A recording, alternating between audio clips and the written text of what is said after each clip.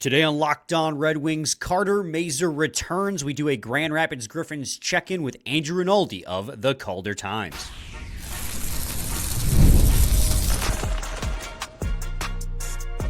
You're Locked On Red Wings, your daily podcast on the Detroit Red Wings. Part of the Locked On Podcast Network, your team every day.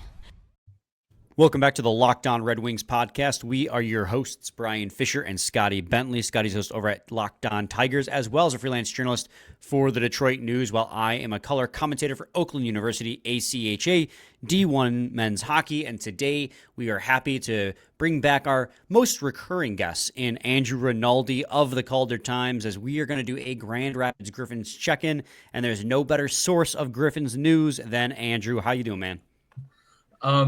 Humbled by that intro, I can tell you that. I'm honored to be the most recurring guest, and I always love being on here talking with the boys. Thanks again for having me. I think you statistically actually are. I think you are the, at least in the Brian and I era. I have to go either back. Him or Max. Yeah. I think it probably is Andrew though. Yeah, I think so too. That's some tall company, I can tell you that. There you go. Andrew, well, first and foremost, today's sponsor is FanDuel. FanDuel makes the NFL playoffs even more exciting, unless you're a Lions fan. Right now, new customers can bet $5 and get $300 in bonus bets if you win your first bet. Visit FanDuel.com to get started. Place all your money on any team but the Chiefs. I can't stand to watch them win again. All right, Scotty, obviously we welcome back Andrew. We want to talk about the Grand Rapids Griffins because they are still first in the Central Division in the AHL by 3 points they lead? Is it the Texas Stars? I had it either them or the Admirals in my head they were leading. But yeah, 3 points ahead of the Texas Stars. And Scotty, why don't you lead us off with questions for Andrew, man? Yeah, well, I think we probably have a similar cycle of just like the same 3 to 5 players that we're always going to ask about at this point, and then we'll probably eventually branch off into maybe some newer names or some names that have really hit the ground running or came out of the woodworks or whatnot. But I think we can probably start with just the same names that everybody always wants to talk about. I think I want to start with Kosa just because the goaltending situation in Detroit has been so interesting. Like, obviously, Kosa has now he's been on the NHL roster, albeit for 3 days or whatever, but he has gotten the call up now and then immediately got sent back down. And there's been so many injuries in net. And I think the fan base is pretty much at the end of the road with the Ville Husso experience. So I think everybody kind of just wants to know how close Kosa is and how he's doing this season. He's been Mr. Consistent for the Griffins. He's been that since the beginning of the season, and it hasn't really changed for him. Last year it was it's his first real season, second pro season. He spent that first season in Toledo. And so it was getting the wheels turning. And then by the end of the season, he'd really taken over that number 1 spot over Michael Hutchinson. And it's just more of the same so far this year. He hasn't given up more than 3 goals. And I want to say November in a game. So yeah, he's not bad. Not at all.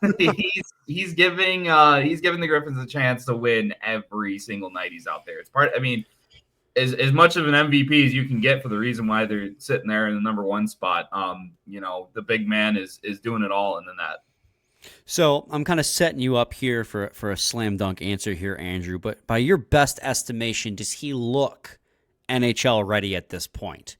Now, whether that be later this season if the Red Wings are out of it, or at the start of next year. I think by next year he can take up the backup role of an NHL position and then maybe kind of move his way in. I feel like there's so much that there's only so much that he can continue to do at this level. It feels like he's in that upper echelon of elite tier goalies here in the American League, and you can work on the little details of the game, which is probably what's going to be asked of him through the rest of the season. Maybe they want to give him a look at the end of the year, depending on, where this team's at in the standings. And then you're going to want to get him another shot at a long playoff run, get him some of those real hard, intense games in a Calder Cup chase, especially, where this team's positioned at right now. It should be prime development days for Seabass in some of those big games. So, it seems like it's the trajectory is kind of right where you want to see for this kid as he's progressed over the years. And, there hasn't really been any hiccups, any stretches where it's like, ooh, man, I know he's going to forever be compared to Jesper Wallstedt over there in Iowa, but man, did he have a rough start to this season. Granted, Wilder in a bit of a different situation there, not really a lot of that young goalie, but there hasn't been a lot of those question marks with Costa this year. And, he seems right on track. Like I said, I wouldn't be surprised if he got another look at the end of the season this year. Is there, I know that we can move on and we have a lot of names we want to cover here, but I have one more question on Costa. Is there anything specifically in his game that you think has been I don't know, I guess I'll say like the biggest reason as to why he's having such a good year? Is there one specific development point or something he's doing on the ice that's like dramatically different than before? Or is it just getting those reps and he's just now consistently playing at, a really good level? It's a bit of that, but I've always said that, of course he's got the big frame and he doesn't give up a whole lot on, in the angles, but to me, it's his strongest asset's been his mental game. So much of that goes into that position. He doesn't get rattled by, guys crowding his net or anyone, crashing the crease or anything. If he gives up a goal, it's super easy for him to kind of shake it off and just get right back and focused and dialed in. You just don't see him get shaken up mentally, and I hate to say it, but you just see that so often with some of the other goalies in the organization that it really stands out when you see a guy kind of, get shelled a little bit, but still kind of hang in there. And again, like I said, give his team a chance to win every night. And I think that's been just the most important part for him, is just kind of continuing to maintain those consistent results and show that, he's ready for the big time. Right. Let's address the elephant in the room too here. Carter Mazur is reportedly going to make his season debut, right? He hasn't played yet this season. He got hurt in the preseason. I think he got hurt in the third game of the year. Third game. All right. It's basically been all season. Right. So he's supposedly going to make his debut against Manitoba here coming up. I think that series starts on the 23rd. And my question to you is, what kind of impact can we expect out of Carter Mazur? Because us Red Wings fans, we were expecting him to push for a roster here, but it's been a long layoff since he's last played hockey. Yeah, I mean, you're going to give him a little bit of room those first couple of games, kind of see how, because you can practice, but game action is just a completely different animal. So I think they're gonna take their time, kind of seeing how he's feeling those first couple of shifts, first periods, and then kind of ease him into a bigger role, because the Griffins, the beginning part of this month, were really starting to feel the effects of missing not just Mazur but Amadeus Lombardi. I'm sure we'll talk about him later in the episode, and you don't want to rush him in, because it's just because the Griffins are struggling long term for this kid. You want to make sure that he's ready and gets in there and is able to play his game at the level that you expect out of him. But I'd give it a couple games, kind of see how he's doing. But I mean, him, he's an absolute dog out there. I don't think it's going to take him too long to get back into his game, get up and mucking in front of the net, just doing what he's supposed to do.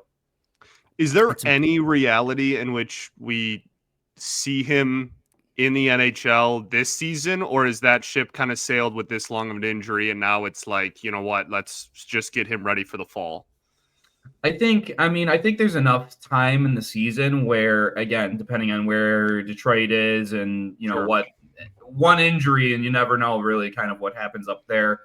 But I think that, in terms of jumping up into the roster and maybe nabbing a spot, kind of like what Marco Casper did at the beginning of the season, I think this injury unfortunately kind of took a bit of the wind out of his sails. Oh boy, man, this just kind of shows where I'm at today.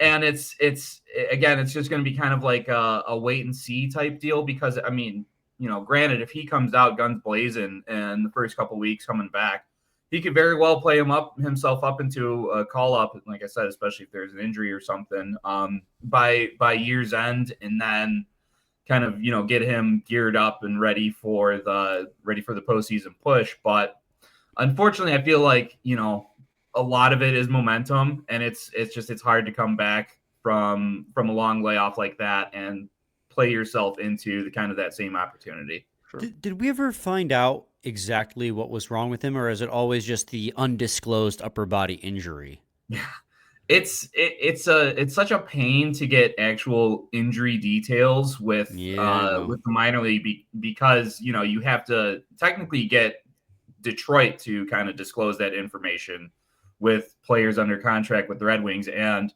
maybe Max could get some information like that, but not a guy like me. I haven't climbed that far up yet. Man. So my best guess would be something like a collarbone, because he did take the hit up high, and that's a tough area to kind of rehab. Don't downplay yourself. You are the summit, buddy. You are the summit. It doesn't get any higher than Andrew Rinaldi. Dang right. I appreciate it. We're going to do a quick break. When we return, we will continue this conversation with Andrew Rinaldi of the Calder Times, checking in on those Grand Rapids Griffins. So stay tuned to Lockdown Red Wings. From the first whistle to the final drive, FanDuel makes the NFL playoffs even more exciting. Right now, new customers can bet $5 and get $300 in bonus bets if you win your first bet. That's $300 to keep the action going. Just visit FanDuel.com to join today and get started with $300 in bonus bets. That's FanDuel.com. Make the playoff season unforgettable with FanDuel, an official sportsbook partner of the NFL. They changed the tagline there on me. It messed me up. What's going on here? There we go. Chill. You're okay. Well, I give you a little bit of modicum of power, and you're just not up Brother, to the task, this is clearly. the first time we've done 3 people since the new format and everything. All right, the layout that I made 10 minutes before we started recording. Yeah, I was like, we don't have a layout here. Okay, let's all take a deep breath. We're all okay.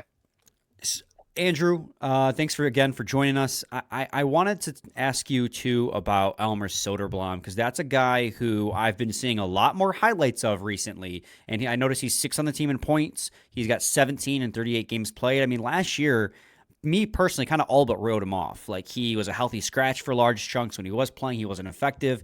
That's not necessarily the case anymore. He's turning himself into a pretty productive forward down there in Grand Rapids. What has changed, in your opinion, that has led to this uptick in offense? Consistency. I preach it, day in and day out about, kind of how you have to bring it every day in this league. But you're starting to see Elmer kind of every night being more and more of an impact player. And I think, sometimes some of those injuries to Mazur and Lombardi and all that create opportunities. And he's a guy who's taken advantage of the extra playing time and is started to deliver. He started to be more confident with the puck. He had a beautiful goal the other night against Chicago, where he uses that big frame. He weaves through a bunch of defenders, and you can't believe a guy with that big has such soft hands. And next thing you know, it's in the back of the net. So to see that kind of just all kind of starting to roll in, he's figuring his game out. Because I'm with you. I thought that after last year, we were kind of like, all right, we're kind of getting flashes, but it's not there enough for me to expect this kid to make the jump. And I think this season he's proven me and a lot of other doubters wrong just by being able to bring that A game more consistently every single night. Now, how that translates up into the NHL, I feel like his skating has improved, but I mean, it's such a different jump at that level. Thankfully, he does have his size and can play his game at that level, I think, to enough to be a contributor. I don't think he's going to be like the big X factor that we all thought when he made the Wings out of camp a couple years ago. But I still think he has enough in his game to warrant a look. And if he keeps playing at the level he has, I think he's earned it. Is there a career arc that anyone can compare to him at? Like, he has had such a wild pro career of like worked his way up through the system, then made the team out of camp, albeit like you look back in hindsight, it was more so just because of like injuries than anything else. But like did make the team out of camp at the beginning, 2 seasons ago. Then like had, as you said, you mentioned the consistency, showed flashes, had a couple of really nice plays that only he could make because of how big he is. And then got sent back down and then struggled. And then there was like injury stuff. And then, like Brian said, he was getting healthied. And now he's kind of like trying to work his way back into even conversation of like, will you be an NHLer? Like, it's just been such a wild ride for him. And I'm wondering how much higher the ceiling is. Like, to your point, like I'm not sure he's ever going to be like a top 6, like X factor type of player. But like, I don't know if he's a bottom 6 defensive minded big body you can throw out there. Like that's probably a win at this point. I guess my question is just what is the ceiling even? Like how much better can he get from where he is right now? Yeah, it's so tough to think of like comparable just because he is such a enigma at his size. He's a unicorn. Yeah, exactly. So it's hard. And for anyone else that's got his size, I'm thinking of like Matt Rempe or someone who plays a completely different game.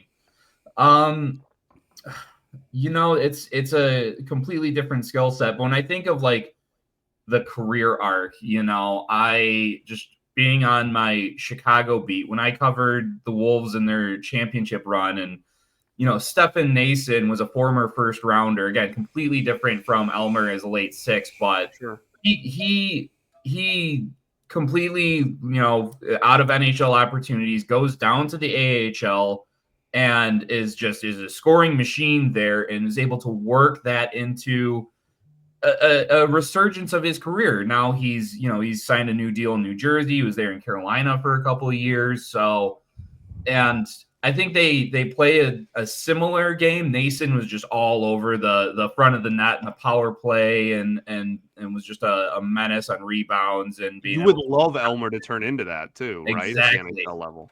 And I think, they're getting him a lot of looks on the power play to kind of become that guy that the big old redwood kind of sticking up in front of the net. But he also has the versatility to move around and become a playmaker as well. So. I don't know if because I think Nason's game is a little more versatile. He's been able to kind of slide into the middle 6 in Carolina and New Jersey. I think Elmer would be more of a bottom 6 type of guy as his ceiling. But again, it's so hard to draw comparisons because I've never seen a player like him before. I want to jump from one behemoth to the next. I want to talk about Tuomisto because something we've talked a lot about here on Locked On Red Wings is just the absolute lack of depth to the Red Wings on the right side. And right now, Tuomisto and Axel Sandin-Pellikka are the next best options for the Red Wings on the right side. Obviously, Axel Sandin-Pellikka is still overseas. But now with Edvinsson and Johansson up in the big club, Tuomisto has seemingly taken over one side first pair right side minutes. What have you seen out of Tuomisto's game this year, and do you think that there is a pathway to the NHL for him? I kind of, before the season began, I really kind of keyed in on him as like this being a real make or break season with, Edvinsson and Johansson moving up. It was like, okay, there's a vacuum. Here's your opportunity to take it. And he hasn't been necessarily disappointing, but I think for him to kind of establish himself as a up and coming NHLer, you kind of expected him to take a bit more of a bigger step than he has.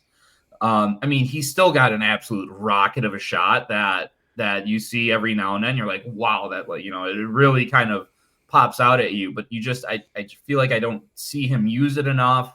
Maybe he's just not getting set up in the right looks, but I think he's a good player here at the AHL level, but you're seeing Sandin, Pelika, an organizational depth chart, kind of guys moving past and ahead of them, and it's unfortunate. I mean, I know he was a second-round pick, but you kind of look at some of the other guys who were drafted around him, and there's just NHL games all over the board, and seeing him where he's at it's just it is what it is, and you just kind of this is the guy that 2-0 is.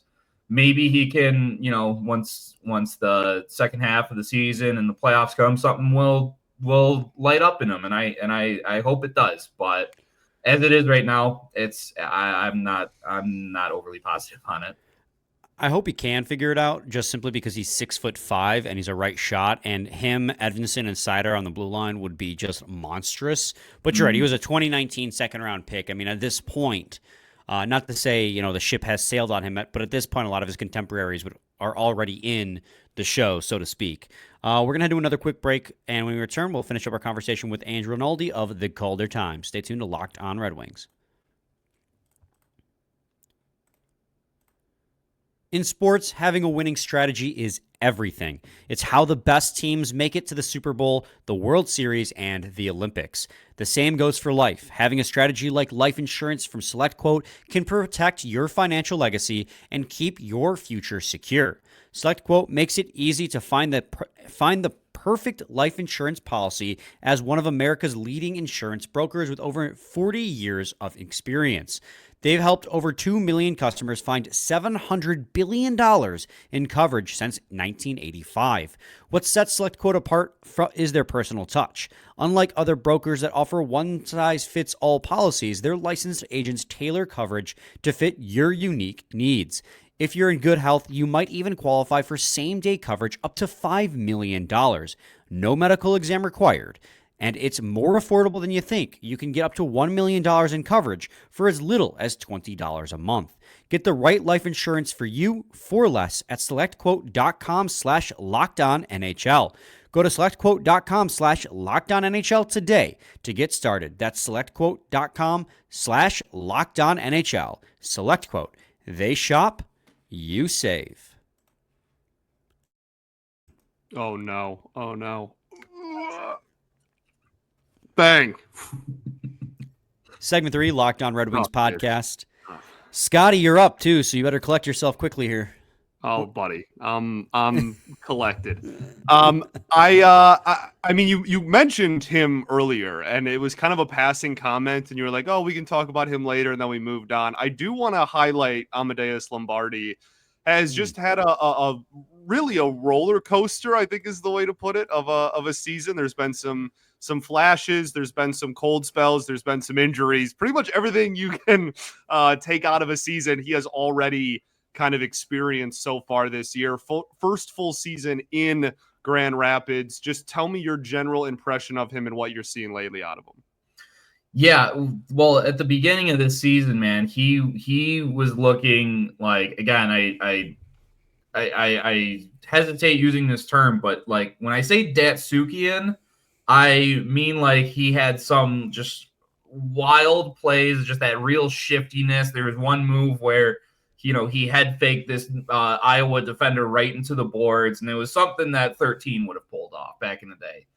And I mean, just being able to for this team to rely on him, not just offensively, but defensively every night. And you're really starting to see what all the hype was about him coming out of juniors after, his first season. You saw, again, more flashes of it, but again, seeing it regularly, it really started to shine for this young kid. And then unfortunately, he just had that injury back in December. It's looking like, I think maybe mid-February he'd be returning. So he's probably got another couple of weeks of recovery, which is, again, it just feels like of course, as soon as he starts getting the wheels rolling, then here comes another long-term injury, just kind of knocking two of the more exciting prospects out. But that's the nature of the business, and it's you got to have the mental toughness to be able to battle back from that and to come back and continue to play at that high level that he was going into it. Right. And I mean, on the other side of the coin, too, as far as young, exciting prospects goes, Nate Danielson, right? 9th overall pick just a couple of years ago. He's got 22 points in 38 games. That's 4th on the Grand Rapids Griffins. But the people who are above him are much more experienced players, some of which, Austin Watson, have a ton of NHL experience. So Nate Danielson being where he is certainly impressive. But what have you seen out of him in what now his D+2 season? Yeah, and I'm really impressed seeing him near the top of the point total, because there was a stretch where Grand Rapids was struggling offensively, where I think he had 1 3-assist game, but then you saw a bunch of donuts up and down, and he's been playing good. Like I don't want to make it seem like he's been off his game or anything. The chances have been there. It's just the team has been snake bitten there a little bit, but. I think he plays a mature game for his age. It's very, very similar to Marco Casper last year, where, sometimes the points weren't following, but he was still, this team's still able to put him out there in very important situations, especially, defensively. I mean, he's been able to win the majority of the draws that I've been dialed in on him, especially in the defensive zone. So his game is absolutely coming along. The numbers are, there was a bit of a cold streak there for a minute, but you see where he's at on the team, and you realize just how important this team relies on him, not just on the power play, but the PK as well. So it's for, the kid in his first pro season to play such a pivotal role like that on a team that's first in the division. It's certainly nothing to gawk at. I think he's right where the Red Wings want him, and you're going to see a very similar, I think, arc to what we saw with Casper as well.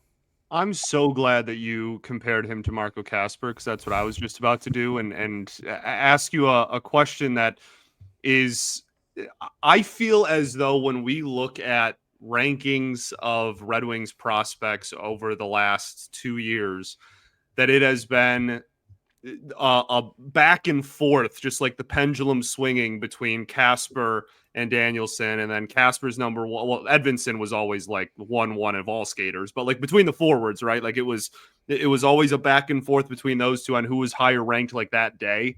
And Marco Casper's been producing more points lately. He's been finding the back of the net a lot more. That's really nice to see. But I think the general consensus was always that, Danielson might have the higher, like pure offensive upside than like Casper does. So I guess just from what you've seen out of him this year, when you do compare him to what you saw out of Casper when he was the same, age and at the same point in his career, what are the similarities and differences there? I mean, I've pointed out, both of them having a mature game beyond their years, and as far as comes to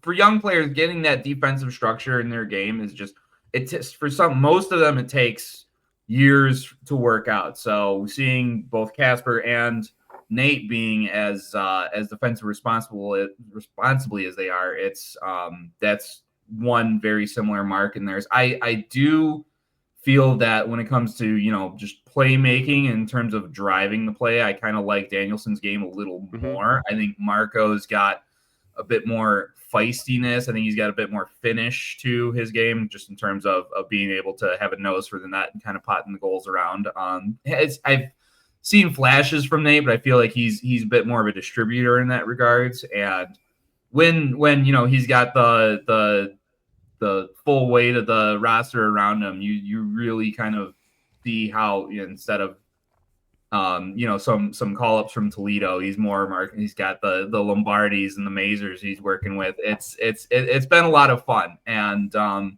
I think, you've seen him kind of adjust his game when, you saw the cold streak offensively, but he's right there in the mix. Every night you notice the chances that he's been able to produce. I think he's more consistent in that regards to Marco, but you've been able to see Casper come up to Detroit and continue playing his style with no hiccups. So I'm hoping the same for Nate, and I think the postseason you're really going to see a new kind of fold to his game show up, and I'm really excited to see that. Absolutely. Speaking of Marco Casper too, I'm curious your thoughts.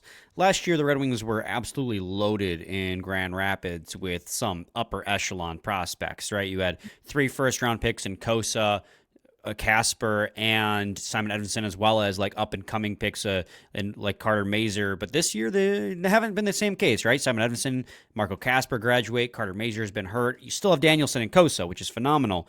How have the Griffins been doing on an overall sense, dealing with the loss of Casper and Edvinsson? I think they've been able to mitigate those losses of the high end prospect talents by filling in with guys like Sheldon Dries and Joe Snively, who are more the veteran presence at this level, and still got a ton of talent for what you expect out of the American League. And it might not have the flash of a ton of first round picks beyond Nate, but they don't make a lot of mistakes. I saw the Cleveland series when I went to Van Andel on Friday, where they were up 3-0 and ended up losing 5-4. That was very out of character for this team. And I can't repeat what Austin Watson said in the post-game scrum, but they were able to turn it around and handle a very good Cleveland team the very next night. So, this is a team that's packed with a lot of leaders that have a lot of experience at this level. So they're able to kind of lead the younger guys like Lombardi and Danielson by example. And so I think, not that element was lacking last year, because you did have guys like Matt Luff and Taro Hirose, but I mean, there's just a different presence when Austin Watson is in the roster. And I don't think there's anyone at this level in this league who can mess with a guy like him. And yeah, I saw him pull a guy from Cleveland just straight out of a scrum on Friday. And there was just, is anyone going to say anything to him? No. Nope. So, it changes up the way that other teams play against you. But then, like I said, having that presence in the locker room as well, it prepares these guys for what they're going to see at the next level. And, that's just beyond crucial to have that presence in the lineup every night. Scotty, anything else for Andrew? I don't think so, man. Appreciate you as always. I'm sure we'll have you on again before the end of the year. I mean, who knows? Depending on what the Wings do at the deadline, we might have you on for something involving that. So appreciate you as always, brother. Absolutely. Thanks again for having me, guys. I always love coming on the show. Yes, sir. It was a blast as always. Scotty and I will be back tomorrow to recap the game against the Philadelphia Flyers, hoping for a 2 out of 4 road trip out of the Detroit Red Wings. Again, Andrew, thank you so much. Check out his stuff at the Calder Times. He also covers Chicago's AHL team, even though it feels gross that you can cover both a Michigan and an Illinois AHL team, but he does both, and he does a wonderful job with both. So check out both of his works as well. Scotty, final thoughts. We ball, baby. We ball. We'll be back with a new episode tomorrow, same time, same place. It's your team every day.